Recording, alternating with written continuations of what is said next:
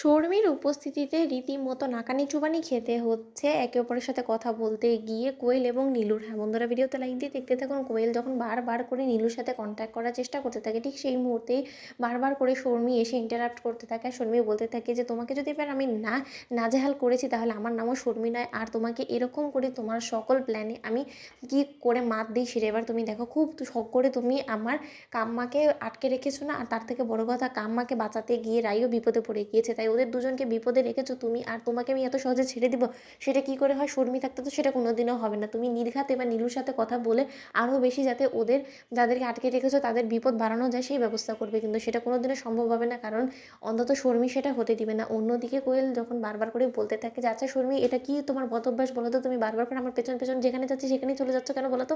আমারও তো পার্সোনাল একটা স্পেস আছে, আমাকে একান্ত কিছুটা সময় থাকতে দাও না একা নিজের মতো করে। তখন এই কথা বলার মতো শর্মী বলতে থাকে যে, বারে তোমার না খুব শীঘ্রই বিয়ে হতে চলেছে, তখন তো অবশ্যই তোমাকে এই সব কিছুও সামলাতে হবে, আমাদের সকলের আবদার মেটাতে হবে। তাই আমার এখন ইচ্ছে হয়েছে যে তুমি আমাকে কিছু ভালো মন্দও রান্না করে খাওয়াবে। তাহলে এখন তো তোমার সেটা দায়িত্ব, তুমি তো অবশ্যই সেটাই করবে। তুমি তা না করে তো এরকম করে ফোন ঘাটাঘাটি করছো কেন বলো তো?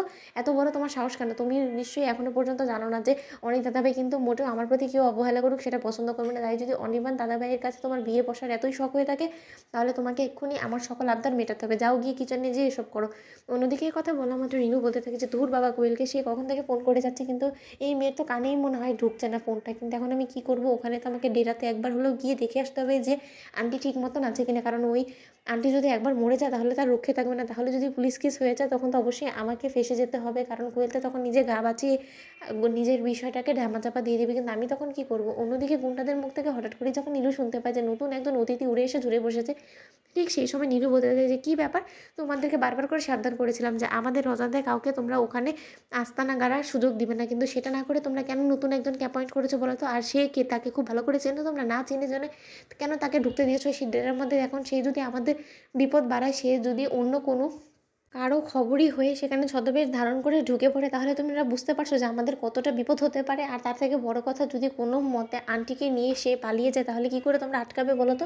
তখন গুন্ডারা বলতে থাকে যে, ম্যাডাম সেসব নিয়ে আপনি একদম টেনশন করবেন না, আমরা যাচাই বাছাই করেই সেই মহিলাকে এখানে কাজে রেখে যায়। তার থেকে বড় কথা, আমাদের চোখে ফাঁকি দিয়ে সেই মহিলাকে নিয়ে কোনো মতেই ওই মেয়েটা যাতে পালাতে না পারে, আমরা এতটুকু অন্তত সজাগ আছি। তখন এই কথা বলা মাত্র নীলু বলতে থাকে যে, কাজে কর্মে কিচ্ছু নেই, কিন্তু তোমরা কথা বলার সময় এমন করে বলো যে যেন তোমরা না জানি কোন রাজকার্য উদ্ধার করে দিবে। আমিও দেখবো যে কতদিন তোমরা এরকম করে রাখতে পারো।